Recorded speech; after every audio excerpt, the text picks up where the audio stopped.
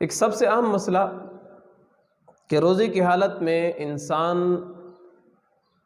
کو غسل کی ضرورت ہو، انسان جنابت کی حالت میں ہو، مثلا صبح سویرے سحری کے وقت انسان اٹھا اور اس کو غسل کی حاجت تھی، غسل کی ضرورت تھی، اب وقت تھوڑا ہے، اگر یہ غسل کرتا ہے تو سحری کا وقت اس کے ہاتھ سے جاتا ہے، تو کیا اس حالت میں کہ یہ بندہ جنابت کی حالت میں ہو، ابھی تک غسل نہ کیا ہو، کیا روزہ رکھ سکتا ہے یا نہیں رکھ سکتا؟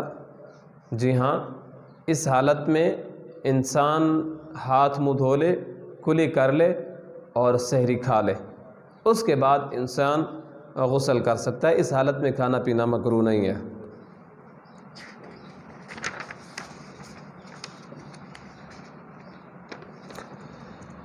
عموماً جو سب سے بڑا مسئلہ پیش آتا ہے روزے کی حالت میں وہ یہ ہوتا ہے کہ بعض دفعہ انسان کی طبیعت ناساز ہو جاتی ہے اور اتنے تک نوبت آ جاتی ہے کہ انسان کو الٹی آ جاتی ہے، تو الٹی آنے سے، قے آنے سے روزے پر کیا اثر پڑتا ہے؟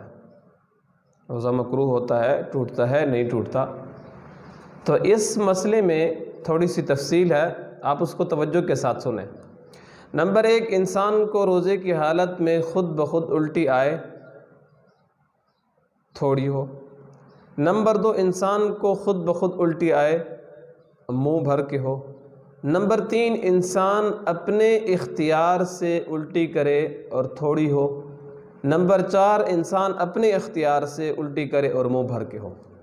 پہلی تینوں صورتوں میں یعنی خود بخود الٹی آ گئی، چاہے تھوڑی تھی چاہے زیادہ تھی، اور اپنے اختیار سے الٹی کی، تھوڑی تھی، ان تین صورتوں میں روزہ نہیں ٹوٹتا۔